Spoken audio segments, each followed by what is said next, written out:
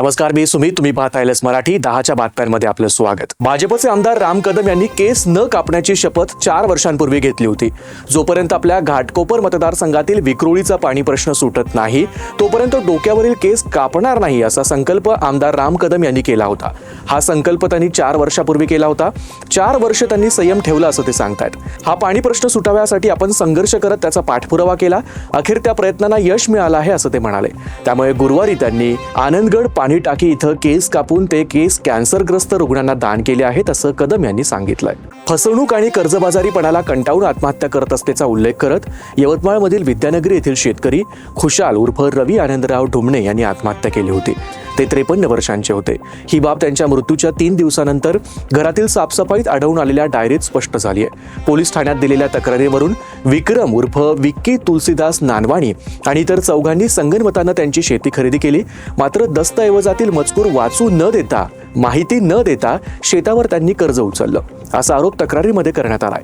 मजकुरात मृत शेतकऱ्यानं बँकांच्या नोटिसा, कर्जाचा बोजा, उपजीविकेचा प्रश्न आणि फसवणुकीमुळे शेत दुसऱ्याला विक्री करता येत नसल्याची व्यथा डायरीत मांडली आहे. तसंच संबंधित व्यक्तीस राजकीय पाठबळ असल्याचा आरोपही यात करण्यात आलाय. 12,719 ग्रामपंचायत निवडणुकींपैकी 7,093 ठिकाणी काँग्रेसनं विजय मिळवलाय. स्थानिक स्वराज्य संस्थांच्या निवडणुकीत सत्ताधारी काँग्रेस पक्षाला तेलंगणामध्ये हे मोठं यश मिळालंय.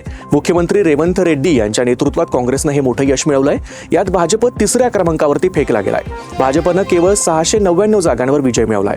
कल्याणकारी योजना आणि विकास कामात सक्रिय असलेले मंत्री यामुळे काँग्रेसला हे यश मिळाल्याचं सांगण्यात येत आहे.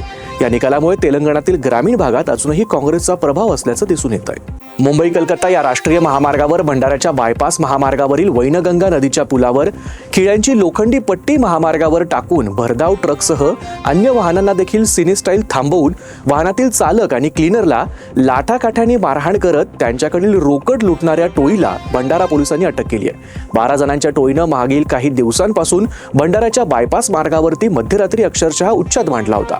17 डिसेंबरला मध्यरात्री या टोळीनं एकापाठोपाठ एक 4 ट्रक लुटले. त्यात रायपूर इथून कर्नाटककडे तांदूळ घेऊन जाणाऱ्या ट्रकला थांबवून त्याच्या काचा फोडून चालकाला मारहाण करत 15,000ची रोकड त्यांनी लुटली होती.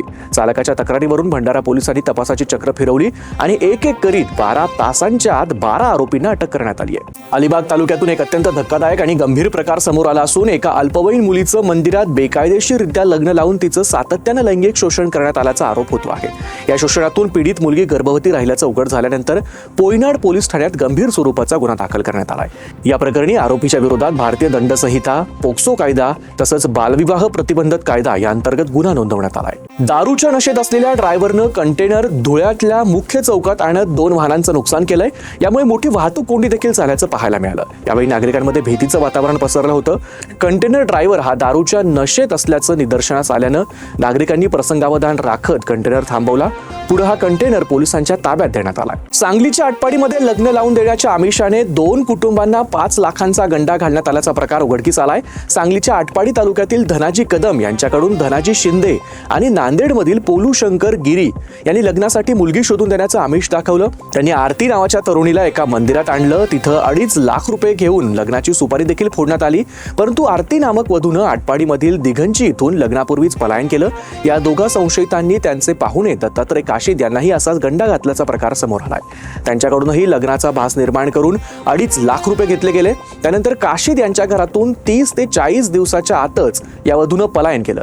या दोघांच्या विरोधात आटपाडी पोलीस ठाण्यात गुन्हा दाखल करण्यात आलाय. बुलढाण्याच्या डोंगर शेवली इथे तरुणीचा अपघातात मृत्यू झालाय. ऋतुजा गणेश सावळे असं या विद्यार्थिनीचं नाव असून ती 19 वर्षांची होती. ती बुलढाणा येथील वैद्यकीय महाविद्यालयात प्रथम वर्षात शिक्षण घेत होती. सकाळच्या सुमारास ती डोंगर शेवली बुलढाणा मार्गावरून जात असताना एका बसला ओव्हरटेक करण्याच्या प्रयत्नात समोरून येणाऱ्या भरधाव दुचाकीनं तिच्या दुचाकीला धडक दिली.